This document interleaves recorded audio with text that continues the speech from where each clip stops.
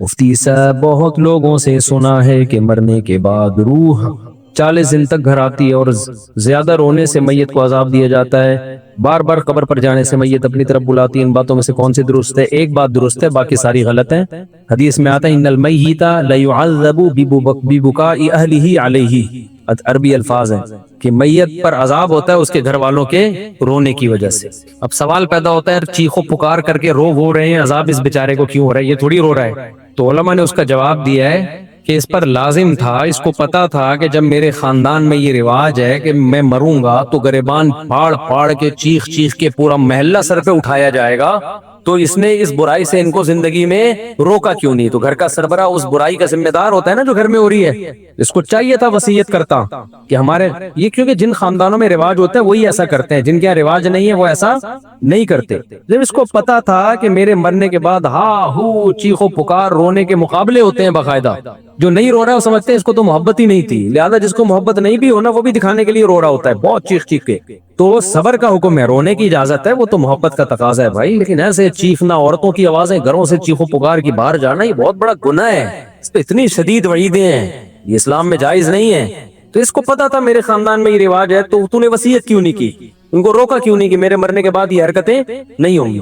تو ایسی صورت میں اس کو بھی عذاب ہوگا جب کوئی روئے گا، کیونکہ اس گناہ کا ذمہ دار یہ بھی ہے۔ ان المیت لیعذب ببکاء اہلہ، تو اس کا مطلب یہ ہے کہ جس کو پتا تھا میرے مرنے کے بعد یہ سب کچھ ہوگا لیکن پھر بھی اس نے منع نہیں کیا خاندان والوں کو، تو اس کو پھر تکلیف ہوتی ہے، جتنا چیخو پکار ہوتی ہے، اس کو فرشتے مارتے ہیں، بولتے ہیں تیرا کیا کرا ہے، تیری تربیت ہے۔ لیکن اگر وہ وصیت کر چکا تھا اور ان کو سمجھا کے جا چکا تھا تو پھر قرآن میں صاف پتہ چلتا ہے لا تزر وازرۃ وزر اخری، کوئی دوسرے کے گناہوں کا بوجھ نہیں اٹھائے گا، پھر ان کے رونے چیخنے سے اس کو کوئی گناہ نہیں ملتا۔ حدیث میں آتا ہے ایک صحابی کا انتقال ہوا تو دوسرے نے بہت تعریف، مرنے کے بعد ہم تعریفوں کے پول باندھ دیتے ہیں نا، روایت میں یہ جو میں آگے پیش کر رہا ہوں آپ کے سامنے، بہت تعریفیں۔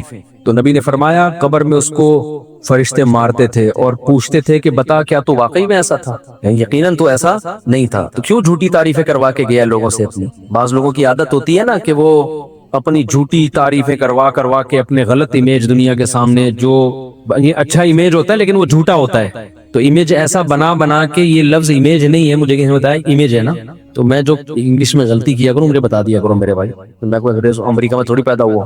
تو ایسا اس کا امیج بنایا ہوا تھا کہ یعنی جو بعض لوگ ایسا اپنا تصور لوگوں کے دماغوں میں بنا کے جاتے ہیں جیسے بہت نیک، تو ایسے میں اگر مرنے کے بعد آپ کی جھوٹی تعریفیں ہو رہی ہیں نا تو اس پہ بھی چترول لگتے ہیں کہ لوگ کہہ رہے ہیں یوں تھا تو تھا گیا تو ایسا ہے، پٹا ایک لگے گا بتا تو ایسا تھا۔ تو اس لیے جیسے ہو ویسے ہی نظر آؤ، اپنے بارے میں زیادہ نہیں تعریفیں کروایا کرو لوگوں سے۔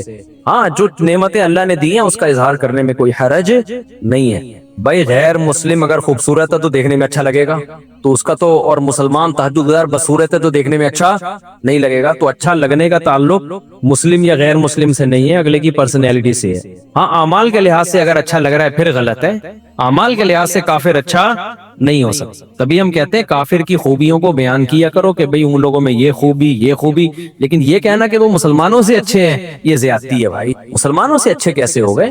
جو خدا کا انکار کرے اور جو خدا کو مانے دونوں برابر ہو سکتے ہیں؟ ایک اللہ کو مانتے ہیں، اللہ کے پیغمبروں کو، اللہ کی کتابوں کو مانتے ہیں، دوسرا مانتا ہی نہیں ہے، وہ کہتا ہے میں خود بخود بناؤں، تو اپنے خدا کا انکار کر دیا اللہ کا، تو مسلمان سے اچھا۔ اگر وہ اچھے ہوتے تو اللہ مسلمانوں کو جہنم میں بھیجتا، پھر ان کو جنت میں بھیجتا۔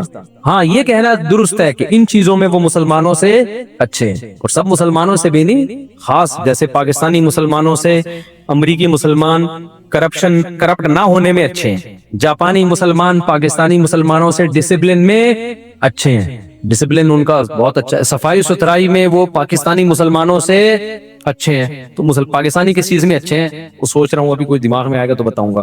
تو بیوی سے وفا کرنے میں پاکستانی مسلمان جاپانیوں سے اچھے نہیں، بہت اچھے ہیں، سمجھتے ہو؟ اور ایک اور چیز رہ گئی، بچے پیدا کرنے میں بھی بہت اچھے۔ تو چند چیزوں میں تو ہو سکتا ہے، یہ تو کافروں میں بھی تھا نا۔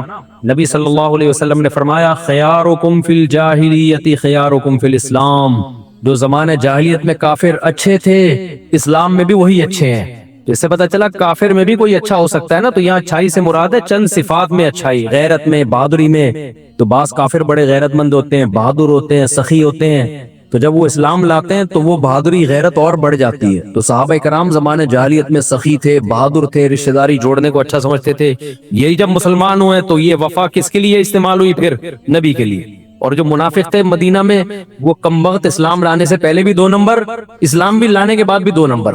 وہ جدھر دیکھتے تھے نا پلڑا بھاری ہے ادھر کو پلٹ جاتے تھے. تو نبی کے جو رشتہ دار تھے قریشی ہاشمی, حضرت ابو طالب کو دیکھو, اگرچہ کفر میں موت ہوئی ہے لیکن رشتہ داری آخری دن تک نبھائی ہے نبی کے ساتھ کہ میرا بھتیجا ہے, میں اس پہ کسی کو انگلی اٹھانے نہیں دوں گا. 3 سال نبی صلی اللہ علیہ وسلم کو شعب ابی طالب میں آپ کا بائیکاٹ کر کے بند کیا گیا, پتے کھانے پڑے ہیں 3 سال, معاشی بائیکاٹ. ابو طالب نے غیر مسلم ہونے کے باوجود وقت کس کے ساتھ گزارا؟ پیغمبر کے ساتھ. کیوں؟ مشکل میں اپنی قوم کو نہیں چھوڑنا. ٹھیک ہے نظریے کا اختلاف ہے لیکن قوم کی بیس پہ ساتھ دے رہے ہیں. تو کسی بھی بیس پہ جب کوئی ساتھ دیتا ہے تو اس کے لیے غیرت کا ہونا ضروری. بے غیرت کیا کرتا ہے؟ جہاں کوئی مصیبت آئی ایک دم, ہمارے ایک دوست تھے, ان کہتے ہیں میرا ایک بڑا جگری دوست تھا نا, ہر وقت ساتھ. کہنے ایک دن 2-3 لڑکوں نے مجھے گھیر لیا پیٹنے کے لیے نا, کوئی پڈا تھا.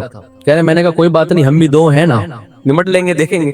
کہہ رہا میں مار کھائے جا رہا ہوں, کوئی ریپلائی کہیں سے ہو ہی نہیں رہا. کہہ رہا میں نے اپنا وہ لنگوٹی یار دیکھا تو وہ 3 کلومیٹر پہ نا بھاگا جا رہا ہے. ابے تو یہ تو اس موقع پہ نہیں بنتا یار, یا تو وہ 100 آدمی ہوتے تو یار وہ بھی 2-3 ہیں, تم 2 ہو تو کچھ تو کرو نا, کچھ تو بچاؤ تو گئی اس کو. ایک دم ایسا بھاگا.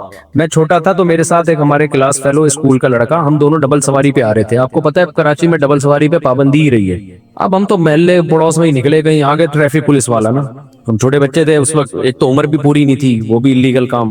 تو ہم تو ایسے ہی نکلے, گلی محلے میں لوگ نکل جاتے ہیں, غلط ہے نہیں کرنا چاہیے. پولیس والا, اب جیسے ٹریفک پولیس والا نا میرے جو پیچھے بیٹھا ہوا تھا وہ چلتی بائک سے اتر کے بھاگ گیا. مجھے آج تک وہ واقعہ ہے, اتنی سپیڈ سے بھاگا ہے, میں اکیلا. تو وہ ٹریفک پولیس والے نے اس کو دیکھ کے اس کو اتنی ہنسی آئی ہے کہ یار یہ کتنا ڈر گیا, بھاگا جا رہا ہے. تو مجھے بھی چھوڑ دیا, بولا جا یار واپس. تو دن آج تک میں بھولا نہیں ہوں کہ یار تھوڑی سی اسپیڈ تو بھائی پکڑے گا کیا, کہ جیل میں تھوڑی ڈال دے گا, تھوڑا سا تم بھی کرے گا, کچھ جرمانہ لگا دے گا, کچھ بھی کرے گا. اتنے بچے پہ تو کیا جرمانہ بھی نہیں لگتا. لیکن مجھے اس کی اسپیڈ دیکھ کے نا جو میرے ساتھ بیٹھا ہوا تھا, میں نے کہا یہ ہے بہادر, اتنی بھی جلدی نہیں بھاگو. آگے پولیس والا تھوڑا سا آگے آ رہا ہے, میں نے کہا ابھی میں روکوں گا تو وہ اترے گا, پھر دیکھو ہے ہی نہیں, بھاگا ہو جا رہا ہے. تو کافروں میں بھی کچھ غیرت مند ہوتے ہیں, کچھ اچھی صفات ہوتی ہیں, تو وہ صفات بیان کرنے میں حرج نہیں ہے. لیکن جب مقابلہ ہوگا تو بھائی مسلمان کافر سے بہرحال بہتر ہے. اور جو اچھی صفات آپ کو کافروں کی لگ رہی ہوتی ہے نا, ان کی بھی جب ڈیپ میں جاؤ گے تو اس کی بھی گہرائی میں جاؤ گے تو بعض جگہوں پر وہاں بھی مسلمان کا پلڑا بھاری ہوگا.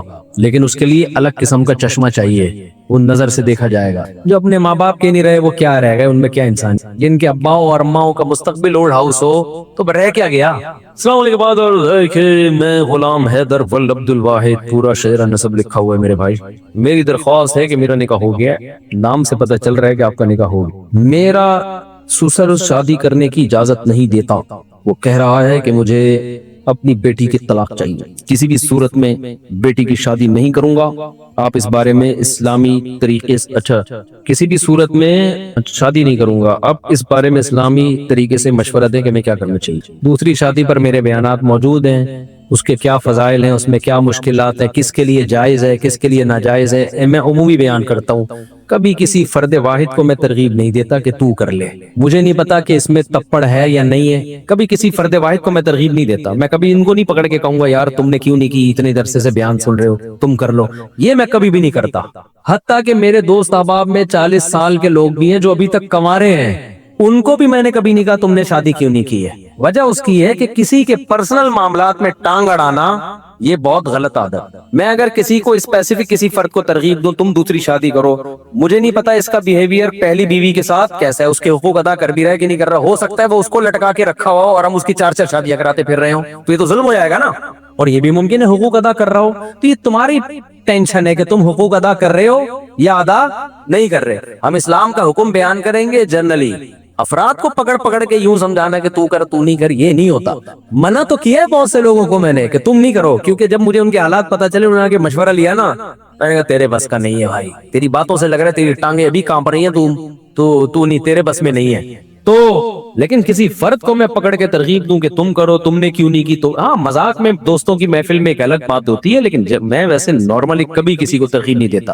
اب آپ کہہ سکتے ہو چلو دوسری کی آپ کسی فرد کو ترغیب نہیں دے رہے, نہیں دینے کی وجہ سمجھ میں آئی, مجھے کیا پتا یہ پہلی کے ساتھ سنجیدہ ہے بھی یا نہیں ہے, ہو سکتا ہے اس کے پاس ظلم کر رہا ہو, وہ گزارا کر رہی ہو اس کے ساتھ مجبوری میں, اب تو مجبوری میں وہ گزارا کر رہی ہے, تم اس کے اوپر ایک اور بھی لے آؤ, ٹھیک ہے نا, اس کو بھی لٹکا کے چھوڑ دو, یہ تو بیڑا غرق ہو جائے گا.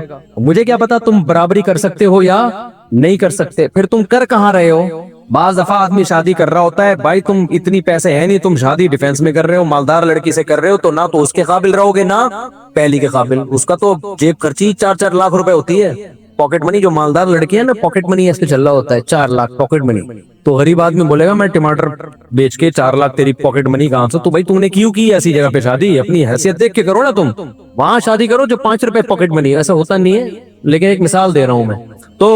تو میں نہیں جانتا کہ بھائی یہ اس قابل ہے یا نہیں ہے کسی شخص. میں فرد واحد کو, متعین فرد کو کبھی ترغیب نہیں دیتا, تو کرے گا خود. جب مسائل کھڑے ہوں گے تو بلی کس پہ ڈال دے گا. مفتی صاحب نے مجھے مشورہ دیا تھا, مفتی صاحب نے بولا تھا, تو بھائی ہم نہیں جانتے آپ کو, ہم تو ایک جنرلی حکم بیان کریں گے کہ جس میں 2 بیویوں میں عدل کی طاقت ہے, دونوں کے حقوق ادا کر سکتا ہے کہ نہیں کر سکتا, یہ خود فیصلہ کرو. اس کو چاہیے کہ کر گزرے اور کر کے بتا دے کہ ہو گئی. باقی کس میں طاقت ہے کس میں نہیں ہے یہ آپ نے فیصلہ کرنا ہے, یہ میں نے فیصلہ نہیں کرنا. آپ کہہ سکتے ہو چلو 2 شادیوں والے کو آپ مشورہ نہیں دیتے, تو کنوارے کو آپ تو دے سکتے ہو نا, جو آپ کے 45 سال کے دوست کنوارے ہیں, ان کو کیوں نہیں دے رہے؟ بھائی یہ بھی کسی کی نجی زندگی ہے, مجھے نہیں پتا اس کی کیا مجبوریاں ہیں. بعض دفعہ صحت کے ایشوز ہوتے ہیں, وہ نہیں شرما کے بتا رہا ہوتا, ہم کیوں کسی کا راز دنیا کے سامنے فاش کریں؟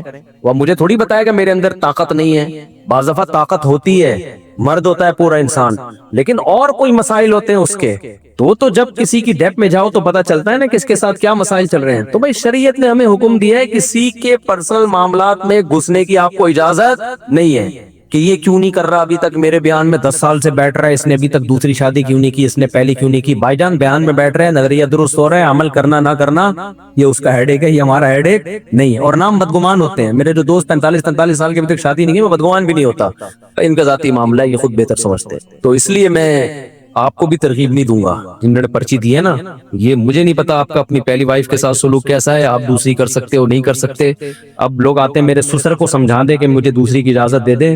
سسر کبھی اجازت نہیں دیتا, اور سسر سے اجازت لے کے کرنے بھی نہیں چاہیے, کیونکہ باپ بیٹی کا رشتہ, بہن بھائی کا رشتہ شریعت نے ایسے بنایا ہے کہ اسلام یہ رشتوں کو توڑنا نہیں چاہتا. باپ اگر اجازت دے گا نا لڑکی کا, تو بیٹی کے دل میں کیا آئے گا, مجھ پہ سوکن آئی ہے کس کی وجہ سے, میرے باپ کی وجہ سے. تو اس کا ریلیشن کس سے خراب ہوگا, بولو, باپ سے. اسلام یہ پسند نہیں کرتا. تبھی نبی نے 2 بہنوں سے نکاح کرنے کی اجازت نہیں دی. فرمایا 2 بہنوں سے نکاح کرو گے تو رشتے توڑ دو گے, کیونکہ بہن کی محبت سوکن کی نفرت میں تبدیل ہو جائے گی. سمجھتے ہو گے نہیں سمجھتے؟ تو اسی طرح یہ کہ میرا جو ہے نا سالہ مجھے اجازت دے کہ میں دوسری شادی کروں گا, سالہ کبھی اجازت نہیں دے گا.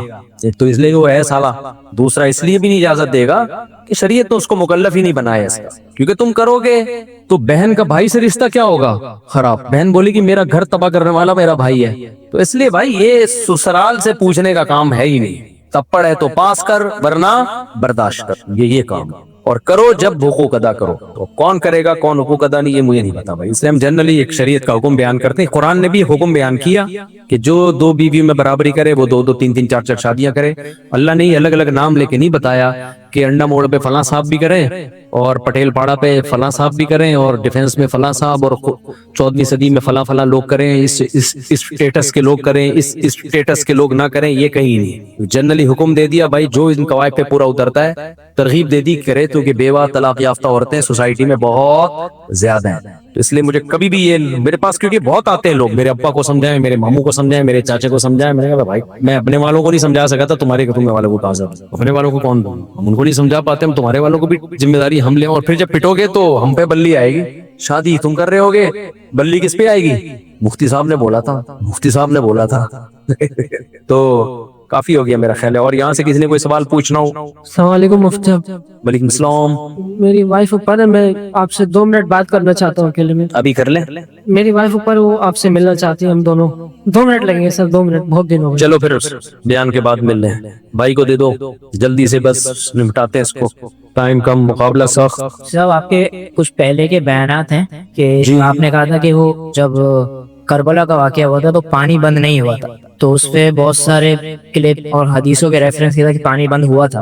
اور پھر آپ کے کچھ بیانات وہ تھے کہ جب وہ حضور کی جو گھر والے ہیں اس میں آپ نے کہا تھا گھر والوں میں اہل بیت میں بیویاں آتی ہیں سب سے پہلے تو حضرت عائشہ اور باقی بیویاں، تو اس میں انہوں نے کہا تھا ایک روایت پیش کی تھی کہ وہ جب چادر تھی تھی تو اس میں حضرت سلمان مباہلے کے لیے نبی صلی اللہ علیہ وسلم گئے تھے تو چادر میں 5 تو اس سے نا آپ کو یہ کہتے ہیں بعض لوگ وہ بعض ہیں کہ آپ یہ لوگ جو ہے نا اقراری یعنی انکاری نہیں ہے لیکن اقراری بھی نہیں ہے اہل بیت کے، یعنی اقرار بھی نہیں کرتے صحیح طریقے سے۔ ہم نے ہرگز انکار نہیں کیا کہ نبی نے مباہلے کے وقت جن افراد کو، جن مقدس ہستیوں کو اپنی چادر میں لیا تھا وہ اہل بیت نہیں ہے، یہ بالکل جھوٹ ہے۔ ہم ان کو بھی اہل بیت مانتے ہیں اور نبی کی بیویوں کو بھی اہل بیت مانتے ہیں، کیونکہ سورہ حجاب میں اللہ نے نبی کی بیویوں کو اہل بیت کا لقب دیا ہے، اس سے بڑی دلیل کیا ہوگی؟ باقی کربلا کے واقعات کو میں اس لیے بیان نہیں کر رہا، وہ اس وقت جو شیعہ سنی کا پھڈا پارا چنار میں بھی آپ نے دیکھا ہے، ایک جنگ چھڑ گئی ہے، تو اس وقت شیعہ سنی لڑائی ختم کرنے کی ضرورت ہے۔ تو ان ٹاپکس پہ جتنا کم بولو گے اتنی لڑائی کم ہوگی، اور جتنے اختلافی مسائل کو ابھی ہمارا ملک اس کا متحمل نہیں ہے، تو ابھی یہ نہیں ہے کہ آپس میں لڑنا شروع کر دیں، اور یہ تو ملک کا تو یہ تو بیرونی طاقتیں ہیں جو شیعہ سنی فساد ابھی کروانا شروع کریں گی، تو اس لیے اس جنگ کو ختم کرنی ہے۔ تو ختم ایسے ہی ہوتی ہے کہ ان ٹاپک پہ تو اس لیے جو پرانے ہیں نا ان کو پرانا ہی رہنے دیں، ٹھیک ہے؟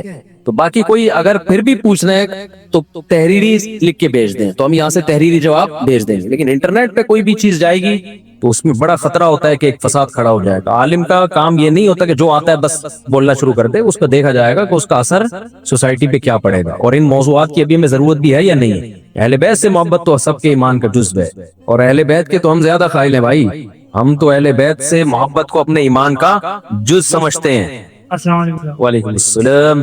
جب ہم قربانی کا عقیقہ کر سکتے ہیں، مائک کو قریب کرو یار۔ قربانی جب ہم کرتے ہیں تو اس کے اندر عقیقہ شامل، ہاں عقیقہ بھی کر سکتے ہیں، ایک ہی حصے میں نہیں، ایک ہی گائے میں عقیقے کا حصہ بھی ڈالا جا سکتا ہے اور قربانی کا حصہ بھی ڈالا جا سکتا ہے، یعنی الگ حصہ ہوگا، عقیقے کا الگ ہوگا، قربانی کا الگ۔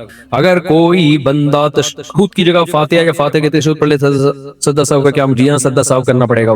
عمرے کے لیے 3-4 عورتیں جا سکتی ہیں، جن کی کوئی محرم نہیں جا سکتی، بھائی محرم کا ہونا ضروری ہے، جوان عورت کے لیے محرم کا ہونا ضروری، بوڑھی عورتیں گروپ میں بھی جا سکتی ہیں۔ اچھا بھائی میں شادی شدہ ہوں، بیوی حاملہ ہے، تو اب میں خواب میں، اچھا نبی صلی اللہ علیہ وسلم نے آ کر مجھے ایک نومولود بچہ پکڑا دیا اور فرمایا اس کی حفاظت کرنا کیونکہ آنے والے ٹائم میں مجدد ہوگا۔ ہاں میرے بھائی آپ اپنا جو ہے تھوڑا سا اس طرح کے خوابات جب آنا ہو آدمی کی کھوپڑی آؤٹ ہونا شروع ہو جاتی ہے۔ میں نے دیکھا، مجھے ابھی کچھ دن پہلے ایک بندہ ملا، پشاور سے آیا ہوں، وہ کہنے لگا آپ کے بارے میں مجھے خواب آیا ہے، نبی صلی اللہ علیہ وسلم نے خواب میں آ کے کچھ یہ بتایا کہ یوں کرو آپ کے بارے میں۔ میں نے کہا السلام علیکم۔ وعلیکم السلام، سب چیک، اگلا بھائی چلو بھائی۔ تو مجھے ہمارے ایڈمن نے کہا یار اتنا عظیم خواب سنا رہا ہے، آپ نے لفٹ ہی نہیں کرائی۔ میں نے کہا بھائی پتہ نہیں سچا سنا رہا ہے جھوٹا سنا رہا ہے، اور اگر خواب سنا بھی رہا ہے تو اس کی تعبیر کیا ہے، یہ اس میں ٹائم لگتا ہے، تو ایسے ہی تھوڑی جو بھی آگے خواب سنائے اچھا ارے یار بیان میں لاؤ بھائی۔ تو میں نے کہا اپنے اعمال درست کر رہو، پھر غلط خواب بھی آئیں تو کوئی فکر کی بات نہیں، اپنے اعمال اگر صحیح نہیں ہے تو جتنے مرضی اچھے خواب آئیں متاثر ہونے کی ضرورت نہیں ہے۔ تو اس لیے فوکس عمل کو زیادہ کرو۔ باقی نبی کا خواب میں آنا بہت بابرکت عمل ہے، لیکن یقینی تو ہو نا۔ کوئی بھی آگے بول دے مفتی صاحب میں نے آپ کے بارے میں خواب دیکھا، میں کیسے یقین کر لوں بھائی؟ بعض دفعہ میں اس بیچارے جو پشاور والا ہے اس کو جھوٹا نہیں قرار دے رہا، لیکن میں تو کسی کو پرسنلی جانتا نہیں ہوں نا، تو بھائی ہو سکتا ہے کہ سچ بول رہا ہو سکتا ہے بعض دفعہ کوئی آدمی کسی کا فیور لینے کے لیے، یہ جو جعلی مریدین ہوتے ہیں نا، ان کے جعلی پیر ہوتے ہیں، ان کے مریدین جھوٹے خواب سنا کے نا اپنے پیر کا بڑا قرب حاصل کرتے ہیں۔ پیر صاحب کہتے ہیں یہ خواب دیکھو، یہ آیا ہے سنا بے میرے بارے میں کیا ہے تیرے کو؟ تو بھائی میں کسی کو ذاتی طور پہ جانتا نہیں، میں نے یہ نہیں کہا آپ جھوٹ بول رہے ہیں، میں نے کہا بھائی ہو سکتا ہے سچ بول رہے ہو، ماشاءاللہ اگر واقعی دیکھا ہے تو اللہ مبارک کرے، جو اس کی برکتیں خواب کی ہمیں اللہ دے۔ اچھا بس اتنا ملا، میں گلے میں چلو نیکسٹ یہ کریں وہ بالکل، ورنہ وہی واقعات ہو جاتے ہیں۔ ایک مرید نے اپنے پیر صاحب کو کہا کہ پیر صاحب میں نے خواب دیکھا ہے کہ آپ کی انگلیاں شہد میں اور میری انگلیاں پخانے میں۔ پیر صاحب نے کہا، اب پیر صاحب بھی ہے نا، اگر انسان ہوتے تو بولتے یار کچھ بھی آ سکتا ہے خواب میں، اگر شہد میں انگلیاں ہیں بھی تو میرا عمل اگر ٹھیک ہے تو انگلیاں شہد میں ہونے اس کے بغیر بھی میں ٹھیک ہوں، اگر میرا عمل خراب ہے تو انگلیاں شہد میں ہونے سے میں ٹھیک نہیں ہوں گا۔ یہ کہہ دیتے جان بچ جاتی۔ پیر صاحب نے کیا کہا فوراً، دیکھا یہی تو بات ہے، میری انگلیاں شہد میں اور تیری انگلیاں، مجھے اچھا نہیں لگ رہی اللہ زبان سے نکالتے میں، لیکن اس کے بغیر مزہ بھی نہیں آئے گا۔ تو میری انگلیاں تیری انگلیاں बहाने में और मेरी उंगलियां शहद में, यही तो है। कहता है आगे ख्वाब कंप्लीट नहीं हुआ है, पूरा तो सुने पीर साहब। सब मुरीद सुन रहे थे ना, पीर साहब चौड़े में, हाँ भाई। कहते हैं एंड में देखा कि आपकी उंगलियां मैं चाट रहा हूँ, मेरी उंगलियां आप चाट रहे हैं। आपकी उंगलियां मैं चाट रहा हूँ, मेरी उंगलियां आप चाट रहे हैं। तो कोई मुझे अच्छा ख्वाब सुना देता है ना आपके बारे में, ये आया, मैं कहता हूँ भाई माशाल्लाह ठीक है, सही होगा, अल्लाह ताला बरकत दे, बस इससे ज्यादा मैं लिफ्ट नहीं कराता, समझते हो। मैं कहता हूँ भाई अमाल अच्छे हैं, बुरे ख्वाब आए फिर भी ठीक है, अमाल खराब हैं तो अच्छे ख्वाबों से खुशफहमी में मुब्तला नहीं होना चाहिए। इसलिए आप बस गोली खा के सो जाएं। जिनको ये अच्छा ख्वाब आया, ज्यादा अपने खुद पसंदी पैदा होना शुरू हो जाती है कि मेरा बच्चा मुजद्दिद होगा, होता पता नहीं क्या है वो, क्या निकले। अस्सलाम वालेकुम सर। वालेकुम अस्सलाम। मेरे दोस्त है हॉस्टल में। कहाँ पर? हॉस्टल में मेरे दोस्त है। अस्करी में? हॉस्टल में रूम में, हॉस्टल में। तो वो लेट नाइट जो है नमाज पढ़ते हैं ना, 1 बजे 2 बजे। तो हमारी रीजनिंग भी होता है इसमें कि मैं बोलता हूँ कि टाइम पे नमाज करो, फोन की वजह से छूट जाती ईशा की नमाज लेट पढ़ते हैं? है। जी ईशा के, वो बोले कि सुबह तक हो। तो इसमें क्या हवाले से? ईशा की नमाज का टाइम तो फजर से पहले तक होता है, लेकिन इतनी देर करना जायज नहीं है। सर वो जो है वो फोन की वजह से फोन इस्तेमाल करते हैं उस वक्त, नमाज की जो टाइम। गलत है ना ये। ईशा की रात 1/3 से पहले पहले पढ़ लेनी चाहिए। बहुत शदीद मजबूरी हो तो आधी रात से पहले पहले, तो आधी रात के बाद। आधी से भी ज्यादा डिले करना फिर मकरूह है, नापसंदीदा है, ये बुरा अमल है। तो 1/3 रात, वरना बहुत ही लेट करना है तो आधी रात का आधा हिस्सा गुजरने से पहले पहले पढ़ लीजिए।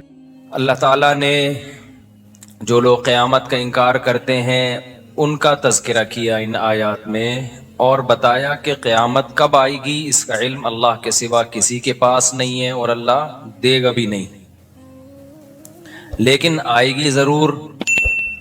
और क़यामत क्यों आएगी उसकी वजह अल्लाह ने बयान की, ताकि अच्छे लोगों को उनकी अच्छाई का बदला दिया जा सके और बुरे लोगों को उनकी बुराई का बदला दिया जा सके। इंसान इम्तिहान के लिए पैदा हुआ है, अपने किए करे को वो भुगतेगा।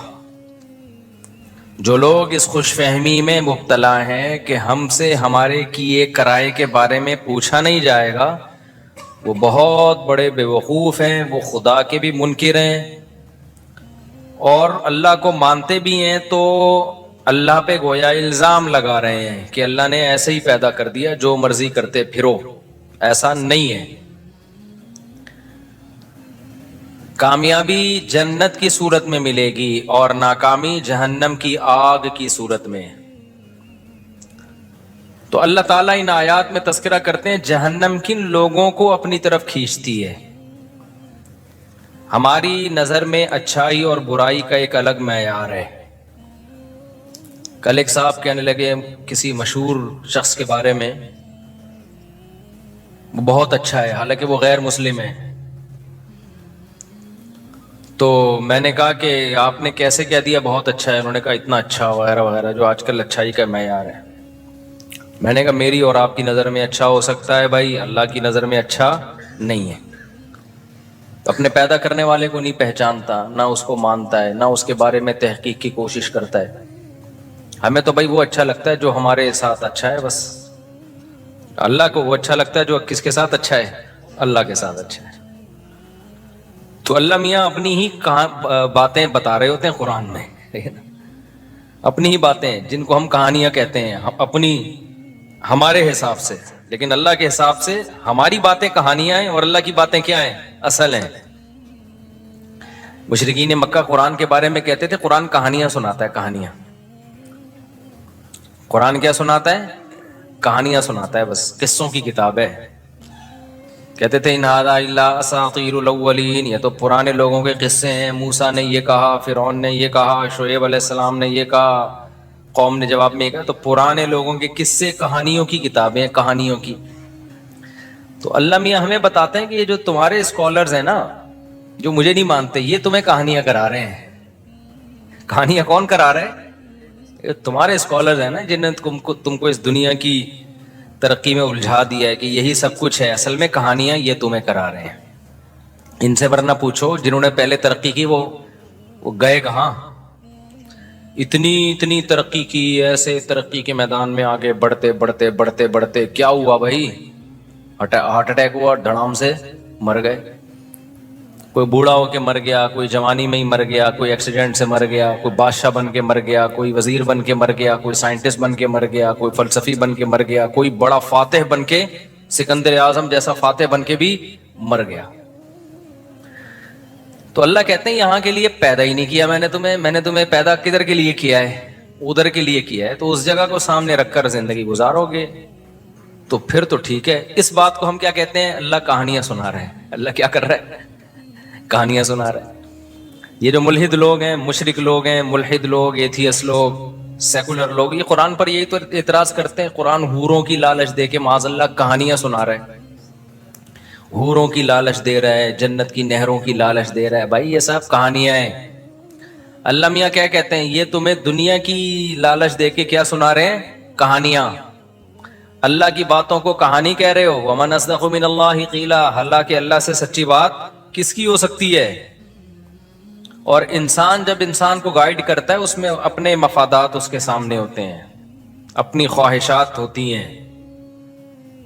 تو اپنی خواہشات جس کے سامنے ہیں وہ جو تمہیں بتا رہا ہے وہ ٹھیک ہے, اور میں جو سنا رہا ہوں وہ کیا ہے؟ کہانیاں. اللہ کہتے ہیں میرا تم سے کیا لینا دینا, مجھے کیا فائدہ, مجھے نہ تمہاری عبادت کی ضرورت, تمہاری نافرمانی سے میرا کوئی نقصان نہیں ہے. حدیث میں آتا ہے ساری دنیا کے سارے انسان جمع ہو کے اللہ کے خلاف ہو جائیں تو سمندر کے پانی میں سوئی ڈبو کے آپ نکالتے ہیں نا, تو کتنا پانی کم ہو جاتا ہے. اتنا بھی اللہ کی ملکیت اور حکومت کو نقصان نہیں ہوتا. اور سارے اللہ کے فرما بردار بن جائیں تو اتنا فائدہ بھی نہیں ہوتا. اب سوال پیدا ہوتا ہے جب نہ فائدہ اور نہ نقصان ہو رہا ہے تو پھر اللہ کیوں چاہ رہے لوگ میری فرما برداری کریں؟ اس کا اللہ نے جواب دیا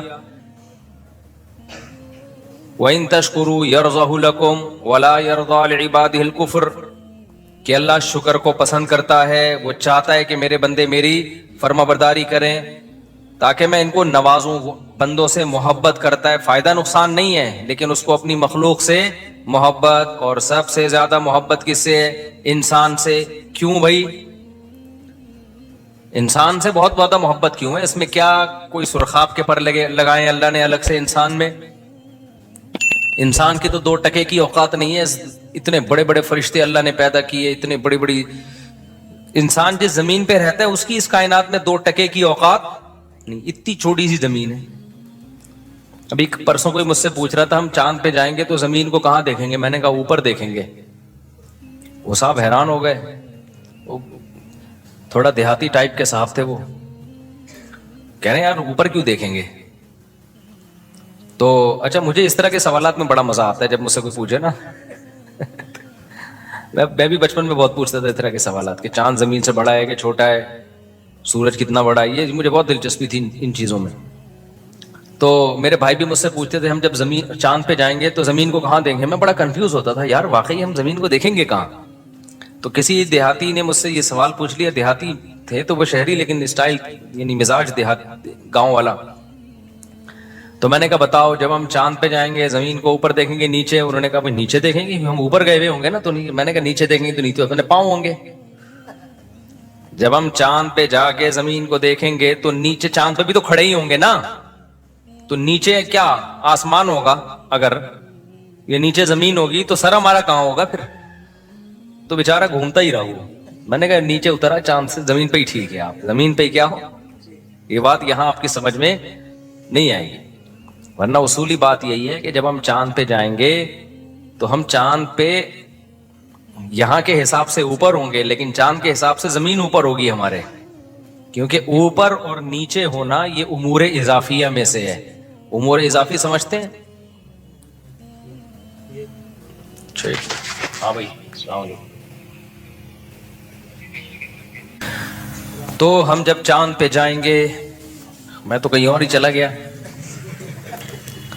تو نیچے جب دیکھیں گے نا تو نیچے کیا ہوگی؟ چاند کی زمین ہوگی بھائی. تو یہ اوپر اور نیچے ہونا یہ امور اضافیہ میں سے. اضافی سمجھتے ہیں؟ یہ کوئی چیز نہ اوپر ہے نہ نیچے ہے. نظریہ اضافت تھا نا وہ آئنسٹائن کا تھا, آئنسٹائن کا تھا میرا خیال ہے نظریہ اضافت. وہ یہی ہے کہ اس کائنات میں نا کوئی بھی چیز خود سے نہیں ہے. کسی بھی چیز کو سمجھنے کے لیے ہم کسی دوسری چیز سے سمجھتے ہیں اس کو. काला कोई रंग ही नहीं है। सफेद की वजह से काले को क्या कहा जाता है? काला। अगर सफेद ना होते ना तो कालों की बड़ी इज्जत होती उन्हीं को लोग सफेद कह रहे होते। और सफेद को काले की वजह से सफेद कहा जाता है, गर्म को ठंडे की वजह से गर्म कहा जाता है, ठंडे को गर्म की वजह से। अब मैंने एक साइंटिस्ट है, उनसे सवाल पूछा, मैंने कहा इस कायनात का असल टेम्परेचर क्या है? क्योंकि हमें जो गर्मी नजर आती है, मैं टॉपिक पर आ रहा हूँ, आप बोलोगे क्या दरस कुरान सुनने आती है क्या, किससे लेके बढ़ गए मौलवी साहब? आ रहा हूँ बस। मैंने पूछा कि ये जो कायनात है ना, ये असल में ये उमूर इजाफी जो है ना, इजाफिया जिसे कहते हैं, इसको समझना बहुत ज़रूरी है। शरीयत में भी इससे मदद मिलती है चीज़ों को समझने में, बहुत फ़ायदेमंद चीज़ है ये, इस लॉ को समझना। तो मैंने उनसे पूछा कि कायनात का असल टेम्परेचर क्या है? भाई हमें तो सितारों, सैयारों और सूरज की वजह से टेम्परेचर मिलता है ना। तो अगर सूरज की रोशनी नहीं मिलती तो हम जीरो पे आते हैं, जीरो से फिर माइनस पे आते हैं।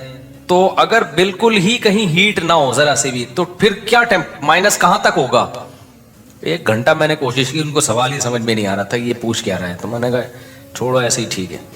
तो अभी भी मेरा सवाल है कि कोई तो टेम्परेचर असल होगा ना, कि अगर कायनात में कहीं भी हीट ना हो तो फिर इस कायनात का असल ओरिजिनल टेम्परेचर होता क्या है वो? यानी हम आज की डिग्री के हिसाब से अगर नापें तो हो सकता है मेरा सवाल ही बेवकूफ़ों वाला हो, लेकिन वल्लाहु आलम मुझे इसका जवाब अभी तक किसी ने दिया नहीं। खैर, तो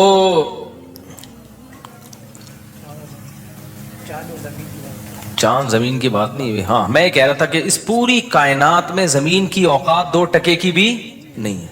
यानी अगर कायनात से कंपेयर करें ना तो जर्रे का जर्रे का जर्रे का जर्रा भी नहीं है। इतनी बड़ी बड़ी कहकशाएं जो सितारों का झुरमट लेके घूम रही हैं। एक एक सितारा सूरज से लाखों गुना बड़ा, और सूरज हमारी जमीन से 9 लाख गुना बड़ा। जब 9 लाख सोचा करें ना तो सोचें एक जमीन, फिर एक और जमीन, फिर एक और जमीन, फिर एक और जमीन, फिर एक और जमीन, फिर एक और जमीन। इसको भाई थोड़ी नहीं है, बहुत बहुत बड़ा है सूरज।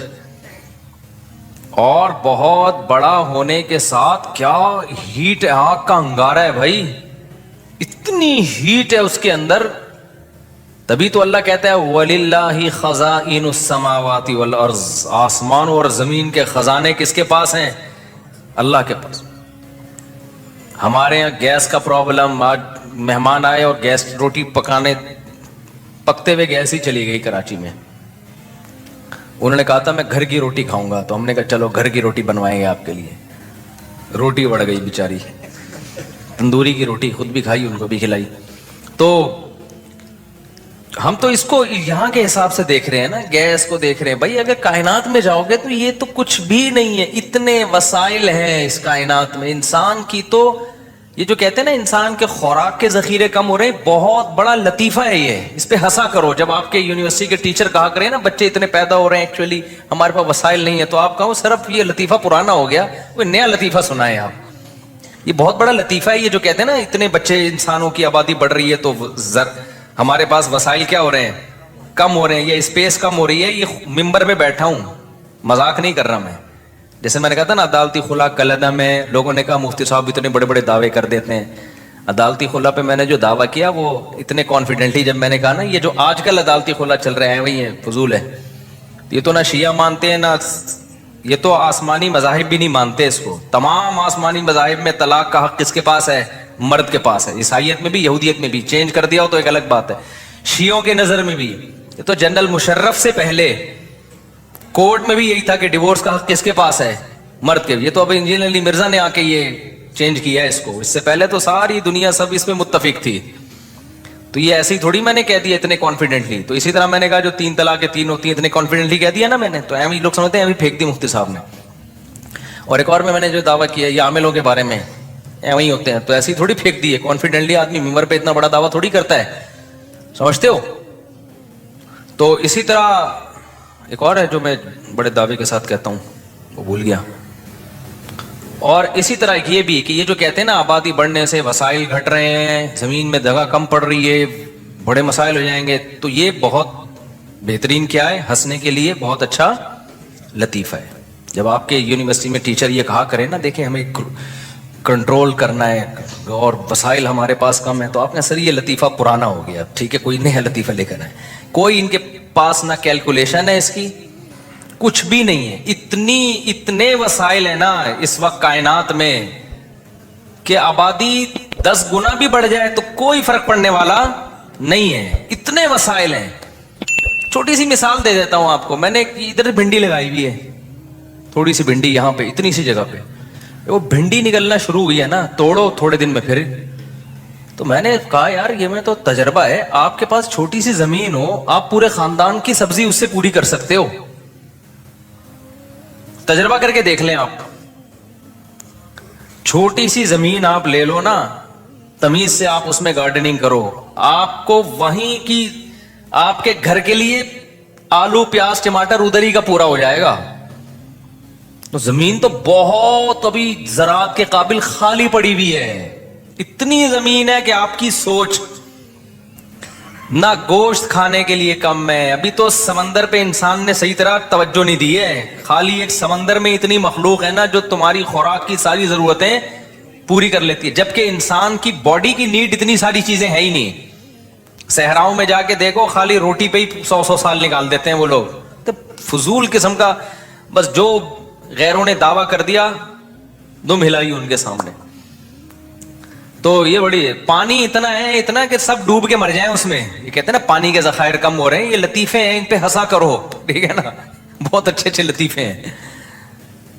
तो लोग जो गुर्बत से मरते हैं ना, या भूख से मरते हैं, वो डिस्ट्रीब्यूशन में नाइंसाफी हो रही होती है। वो तो करोड़पति बाप के करोड़पति घर हो, उसमें भी अगर 9 बच्चे वो जायदाद पे कब्जा करके बैठ जाएं और एक को रोटी भी ना दें, तो वो भी उस बंगले में भी भूख से मरेगा वो। खैर ये भी टॉपिक नहीं है, तो मैं हर बयान में थोड़ा थोड़ा तड़का लगाता रहता हूं। तो पता है वसाइल कम नहीं है, कम क्या चीज है जिसकी वजह से गुर्बत आती है? उन वसाइल को इस्तेमाल करने वाली कुव्वतें, और वो कुव्वत क्या है? इंसान।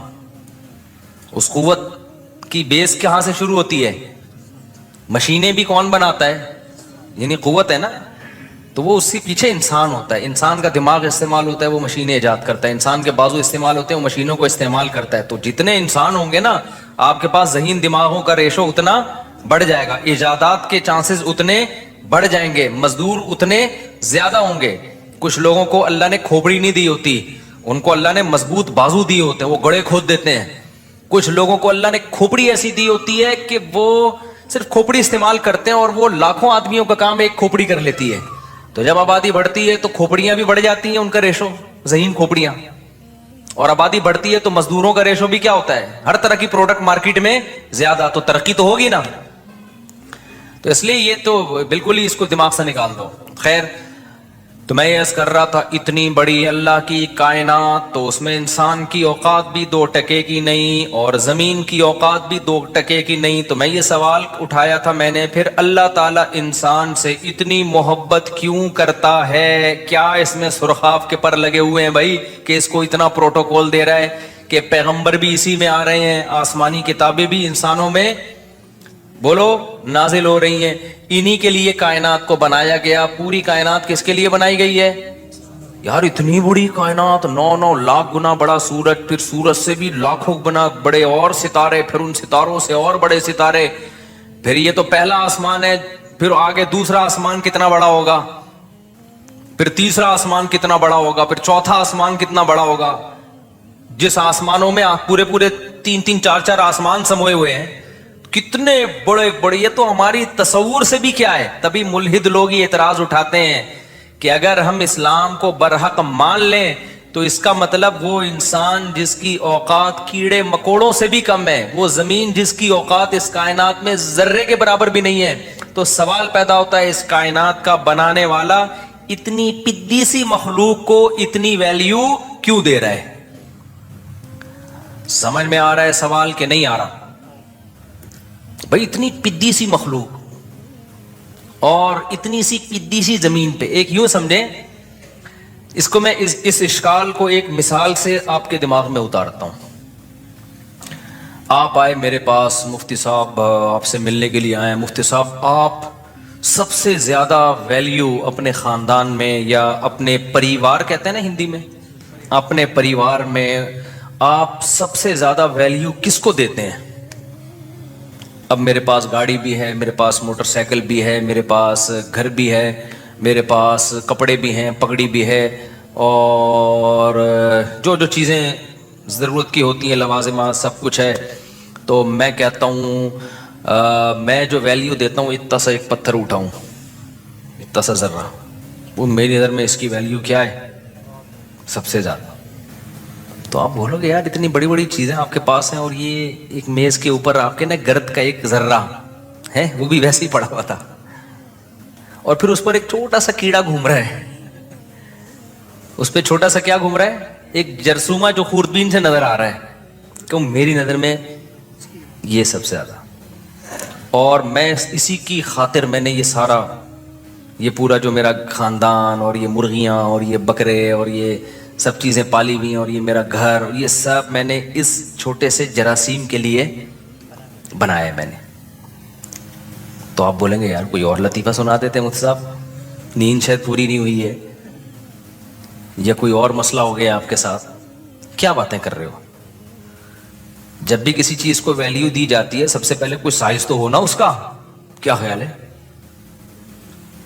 تو ملحد لوگ جو اعتراض کرتے ہیں نا وہ یہی اعتراض ہے کہ یہ کیا, کیونکہ اگر ہم اسلام کو صحیح مانتے ہیں نا تو اسلام اس کائنات میں سب سے زیادہ عزت کس کو دیتا ہے؟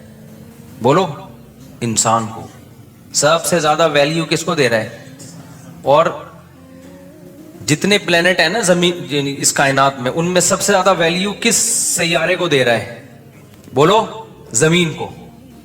کیوں دے رہا ہے؟ قرآن کی بہت ساری آیتیں ہیں. پہلی آیت وَسَخَّرَ لَكُم مَّا فِي السَّمَاوَاتِ وَمَا فِي الْأَرْضِ, اللہ کہتے ہیں جو بنایا تمہارے لیے بنایا میں نے. وہی بات ہو گئی نا, میری میز پہ ایک چھوٹا سا پتھر پڑا ہوا تھا معمولی سا, اس کے اوپر ایک چھوٹا سا 2-3 جرثومے گھوم رہے تھے, یا خوردبین سے دیکھا تو 1 کروڑ تھے. میں کہوں یہ سارا کس کے لیے بنایا, یہ سب کچھ کس کے لیے ہے؟ اس کے لیے. تو اشکال ہوگا کہ نہیں ہوگا؟ ابے بھائی اس میں کیا ہے یار, تو پھونک مارو اڑ جائیں گے. تو اللہ یہی کہہ رہا ہے کہ اس پوری کائنات میں یہ زمین کیا ہے؟ ایک مٹی کے 1000ویں حصے کے برابر بھی نہیں ہے زمین, اتنی چھوٹی ہے. قرآن پروٹوکول دے رہا ہے سخر لکم, کہ اس زمین پر جو چند جراثیم ہم جیسے گھوم رہے ہیں, ایک پھونک فرشتہ لگا دے تو ہم سب کی پھونک نکل جائے, جیسے اقرار الحسن نے پھونک نکال دی. تو اللہ کیا کہہ رہا ہے؟ وَسَخَّرَ لَكُم مَّا فِي السَّمَاوَاتِ, پروٹوکول دیکھو, جو کچھ آسمانوں اور زمین میں, اللہ کہتے ہیں جمیعاً, تمام کا تمام. تاکیدیں لگا دی اللہ تعالیٰ نے. یعنی ہو سکتا ہے ہم ایک وہم ہو سکتا تھا کہ شاید اللہ نے تھوڑا مبالغہ زیادہ کر دیا ہے. اللہ نے کہا کہ جو کچھ آسمانوں میں, جو کچھ زمین میں تمہارے لیے, تو جو کچھ سے مراد ہوگا 2-4 چیزیں.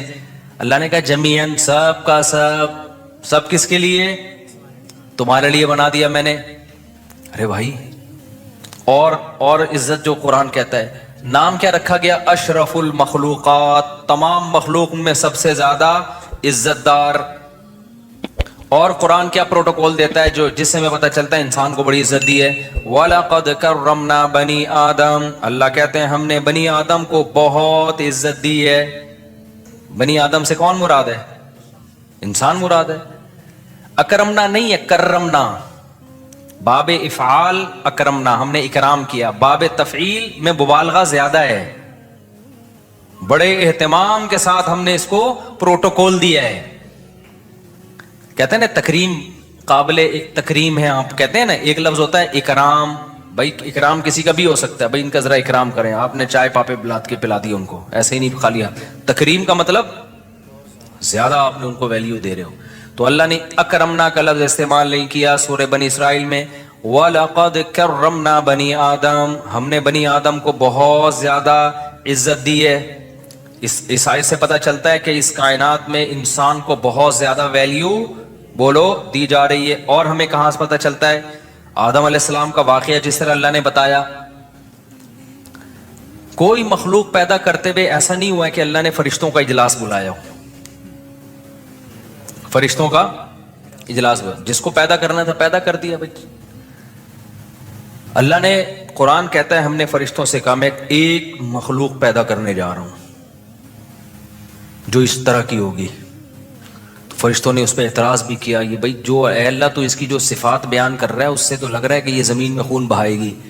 اللہ کہتے ہیں اعلم ما لا تعلمون, میں وہ جانتا ہوں جو تم نہیں جانتے. اس تیسری آیت سے پتہ چلا کہ انسان کو کیا دیا جا رہا ہے, بڑا پروٹوکول دیا جا رہا ہے. چوتھا تو حد ہی ہو گئی بھائی, یہ مخلوق آئی سب سے بعد میں. اکثر ہمیں ایک مخلوق جتنی ملتی ہے نا زمین پہ انسان سے پرانی ملتی ہے. نیا کوئی بھی ایجاد میرے کم از کم ہم نے تو نہیں اپنی زندگی میں دیکھا ہے کہ نیا جانور ایجاد ہوا ہے. صحیح ہے, ہوگا پرانی نسل کہیں سے دریافت ہو گئی ہوگی. سب سے لاسٹ میں کون آ رہا ہے, انسان آ رہا ہے. ڈارون نے تو پورا ہی وہ کام کر دیا, اس نے کہا یہ آخری وہ ہے, ارتقاء کا آخری مرحلہ ہے. ڈارون مجھے ملا نا, میں چھوڑوں گا نہیں اس کو. میں ایسے چند سوال آن کیمرہ پوچھوں گا کہ تو مجھے یہ بتا کہ بندر سے اچانک چھلانگ لگا کے کیسے انسان بن گئے. جب بندر سے انسان بن رہے تھے تو بیچ کی کہاں نسلیں کدھر غائب ہو گئی. کچھ ایسی ہوتی جو پوری انسان بن چکی تھی, کچھ ایسی ہوتی جو 90% انسان ہوتی. دیکھو بہت ساری نسلیں چلی ہیں نا. 20 ٹرینیں کراچی سے پشاور جا رہی ہیں, کسی کی سپیڈ تیز ہوگی کسی کی کم ہوگی. ایک ٹرین ابھی پہنچی, ایک 5 منٹ بعد, ایک 5 منٹ بعد, ایسے ہوگا نا.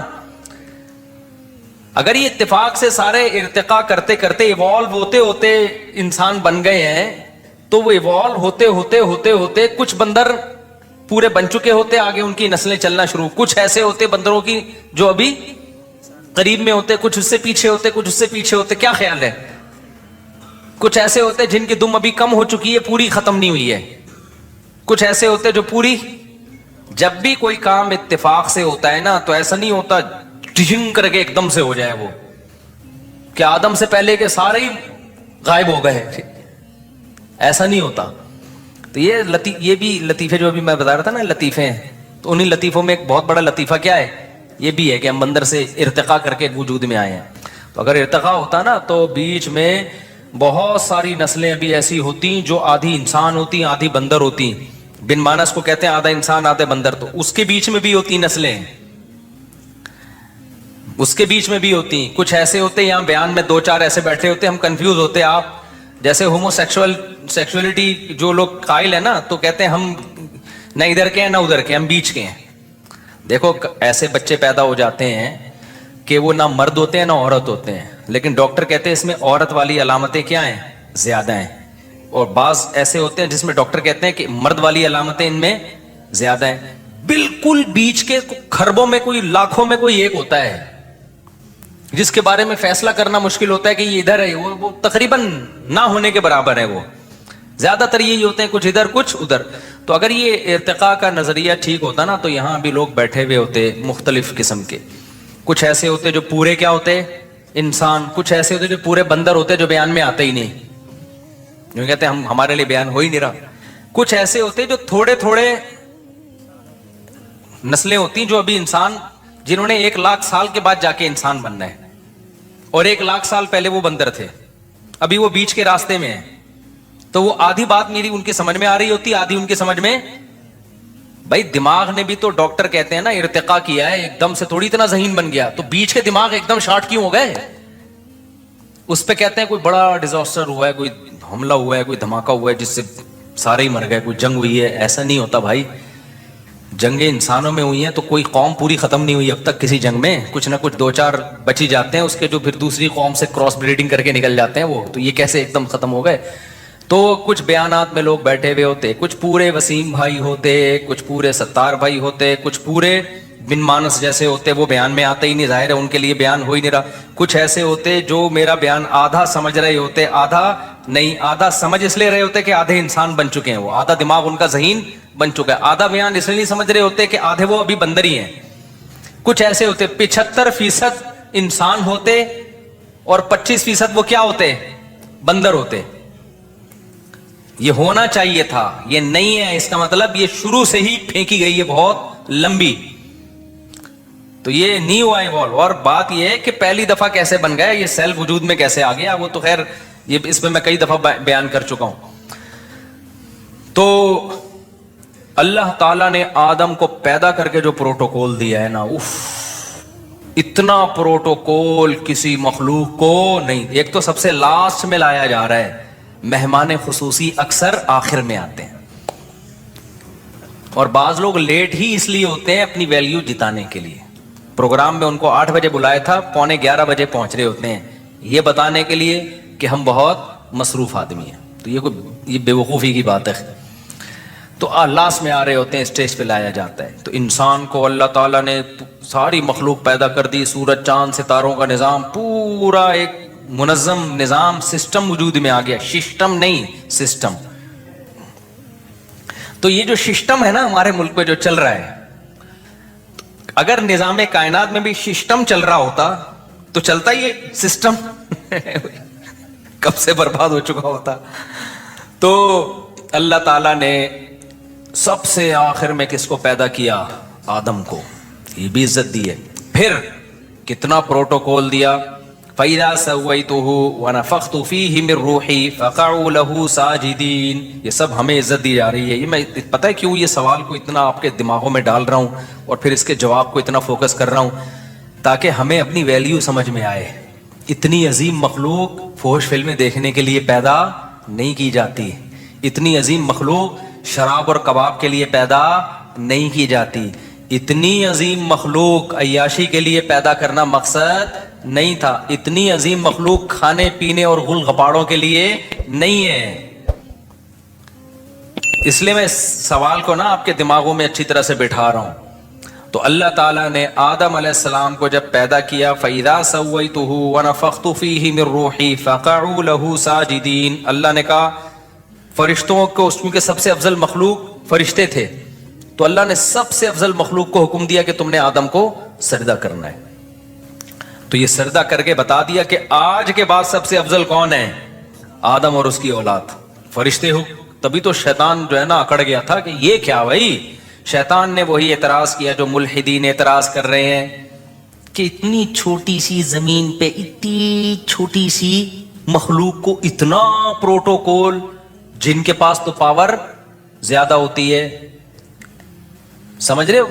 जिन्नात जो सुलेमान अलैहिस्सलाम के दौर में पता नहीं क्या क्या इतने बड़े बड़े काम कर रहे होते थे, तो उसको यही तो गुस्सा आया कि भाई ये मेरे सामने खलक़तहु मिन सलसालिम मिन हमीम मसनून। ऐ अल्लाह तूने, अच्छा साइज में भी इंसान बहुत छोटा, और जिस चीज से पैदा किया जा रहा है ना वो भी कोई मुश्को अंबर के टीले नहीं है या कोई हीरे जवाहरात नहीं है जिससे इंसान को बनाया जा रहा है। सड़ा हुआ गारा, ये कुरान के अल्फाज है, ऐसा गारा था जिसमें सड़ान पैदा हुई है। जो आदम अलैहिस्सलाम के बनने का जो प्रोसेस था ना, जो जिस मिट्टी से आदम को बनाया जा रहा था, उसमें भी बदबू पैदा हुई है। जैसे बच्चा जब मां के पेट में होता है ना, जब अधूरा होता है तो क्या खुशबूदार होता है वो। जब हमल जाया हो जाए ना, बच्चे में बहुत शदीद बदबू होती है। जब वो गोश्त का लोथड़ा अगर प्रेगनेंसी शुरू के दिनों में जाया हो जाए ना, शदीद बदबूदार चीज होती है वो। तो शैतान ने क्या इतराज किया था? मिन सलसालिम मिन हमीम मसनून। भाई ये स्मेल वाली मिट्टी जिसको सड़ाया गया है, उससे क्या बनाया जा रहा है? यानी जिस मादे से बनाया जा रहा है वो भी कोई मुश्को अंबर नहीं है। और इंसान की भी पैदाइश देख लो, जो मां के पेट में होती है, मनी के कतरे से जिस्म से निकल जाए तो गुस्ल फर्ज हो जाता है, उसके बगैर नमाज नहीं होती, ऐसा नापाक। और फिर खून से बनाया जाता है। ये दोनों चीजें क्या हैं? गंदी और नापाक हैं।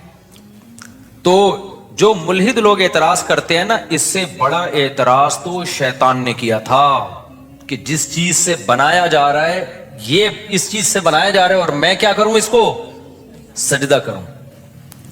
तो मेरे भाई वो सवाल। और लेकिन अल्लाह कहते हैं इतना प्रोटोकॉल दिया कि मैंने, और फिर एक प्रोटोकॉल तो ये कि फरिश्तों को हुक्म दिया, दूसरा ये कि जिसने सजदे से इनकार किया ना उसकी ऐसी की तैसी कर दी। एक अलग से प्रोटोकॉल है इंसान को कि सबको करना है, जो नहीं करेगा उसको छोड़ूंगा नहीं मैं। ऑप्शनल नहीं है, इख्तियारी नहीं है। शैतान ने कहा नहीं, तो अल्लाह ने क्या कहा? चलो तुम्हारी मर्जी, चलो भाई। یہ مجھے اور آپ کو اللہ نے عزت دی ہے کہ اللہ نے کہا کہ شیطان کو تجھے سجدہ کرنا ہے، نہیں کرے گا دربار سے نکل جا، دفع ہو جا یہاں سے. تبھی تو تیش میں آیا وہ اب تک، اور سسٹم کروا دیا ہمارے ملک میں اس نے. یہ سارے جو سسٹم چل رہے ہیں اس کے پیچھے کون ہے؟ اصل تو وہی ہے نا. تو اتنا پروٹوکول، اتنا پروٹوکول، اتنا پروٹوکول، اور پھر اور بھی بہت ساری آیتیں. پھر اللہ نے پیغمبر بھیجے کس میں؟ انسانوں میں. کتنے بڑے بڑے پیغمبر بھیجے انسانوں کو اتنا فوکس کر رہے ہیں اللہ تعالیٰ. موسیٰ علیہ السلام کو کتنی ٹینشنوں میں ڈالا گیا، اپنے کلیم کو. محمد صلی اللہ علیہ وسلم جو اللہ کے انتہائی محبوب، ان کو کتنی پریشانیوں میں میری اور آپ کی خاطر ڈالا گیا. ابراہیم علیہ السلام کو ہجرت پہ مجبور کروایا گیا، شعیب علیہ السلام، صالح علیہ السلام، ہود علیہ السلام، سارے پیغمبروں کو تانے ملے، لوط علیہ السلام. لیکن اللہ کیا کر رہا ہے؟ نہیں، اس انسان کو نہیں ایسے لاوارث چھوڑوں گا، اس کو سمجھاؤ یہ سیدھے راستے پہ آ جائے. بھائی اتنی عزت اللہ کیوں دے رہا ہے؟ نہیں آتا تو نہ آئے. آپ کو جس بچے سے محبت ہوتی ہے آپ چاہتے ہو نا یہ ٹھیک ہو جائے. جس بچے سے محبت نہیں ہو آپ کہتے ہیں، جیسے گوروں کو اپنے بچوں سے زیادہ محبت نہیں ہوتی، وہ کہتے ہیں انسان کا بچہ بن جائے، ٹھیک ہے نہیں بن جا تو کوئی اتنی بڑی پرابلم کی بات نہیں ہے. چرس پی لو، کچھ بھی کر لو، تمہاری لائف ہے، انجوائے کرو. ان کو زیادہ ٹینشن نہیں ہوتی. ریلیشن کا اتنے مضبوط نہیں ہے نا جتنے ہمارے یہاں ہیں. تو بھائی اب کیا ہے؟ تو اس کی وجہ کیا ہے؟ اللہ تعالیٰ نے اتنا پروٹوکول پتہ ہے کیوں دیا ہے؟ اور اچھا یہ اعتراض اللہ نے بھی اٹھایا ہے، کلا انا خلقناہم مما یعلمون. اللہ کہتے ہیں انسان اگر یہ سمجھتا ہے کہ یہ اپنی ذات کے اعتبار سے، اپنے مادے کے اعتبار سے بہت عزت والا ہے، تو نہ ہرگز ایسا نہیں ہے. ہمیں معلوم ہے ہم نے انسان کو کس چیز سے بنایا ہے. ایک غلیظ پانی سے، سڑے ہوئے پانی سے ہم نے اس کو بنایا ہے، اور ماں کے پیٹ میں بھی حیض کے گندے خون سے انسان کی پرورش ہوتی ہے. تو اللہ کہتے ہیں یہ اس مادے کے بیس پہ کبھی بھی یہ اپنی برتری دوسری مخلوق پہ ثابت نہیں کر سکتا. تو بھائی پتہ ہے کیوں اتنا پروٹوکول دیا؟ اس کھوپڑی کی وجہ سے. یہ جو کھوپڑی، حسن نثار نے ایک بڑا زبردست کل بیان دیا. حسن نثار کی باتوں سے اکثر میں اختلاف کرتا ہوں، لیکن اس کی جو ورڈنگ ہے نا بڑا دفعہ بڑی خاندانی ہوتی ہے. اس نے کہا کہ جتنے بھی دھڑ جن کے اوپر کھوپڑی رکھی ہے نا، ضروری نہیں کہ اس میں دماغ بھی ہو. ٹھیک ہے نا. ایک سیاستدان پہ اعتراض کیا تھا کہ جتنے بھی دھڑ جن کے اوپر کھوپڑی ہو تو ضروری نہیں کہ، یعنی ہمیں نظر تو آ رہا ہوتا ہے دھڑ کے اوپر سر رکھا ہوا، تو یہ ضروری نہیں ہے کہ سر کے اندر دماغ بھی ہو. بڑی یہ جو صحافی لوگ ہوتے ہیں نا، یہ لکھ کے بول کے ان کو بڑا ایک زبان پہ بڑا عبور حاصل ہو جاتا ہے. تو مجھے کسی نے کلپ بھیجا جب اس نے کہا نا ہر وہ دھڑ جس کے اوپر کھوپڑی رکھی ہے تو یہ ضروری نہیں ہے کہ اس کھوپڑی کے اندر دماغ بھی ہو. تو اور واقعی صحیح بات ہے. تو انسان کو جو اتنا پروٹوکول دیا گیا، وجہ اس کی یہ ہے کہ 7ویں آسمان سے لے کے تحت الثری تک، زمین کے آخری مرکز تک، یہ والی کھوپڑی اللہ نے کسی مخلوق کو نہیں دی ہے. اس کھوپڑی کی بیس پر انسان کو فضیلت ہے، جس کو اللہ نے علم سے تعبیر کیا ہے. علم جاننے کو کہتے ہیں. جاننے کی صلاحیت انسان میں ہے، دوسری مخلوقات میں اس درجے کی صلاحیت نہیں ہے جس درجے کی انسان کو اللہ نے صلاحیت دی ہے. سمجھ میں آ رہی ہے بات کہ نہیں آ رہی ہے؟ دیکھو کچھ نہ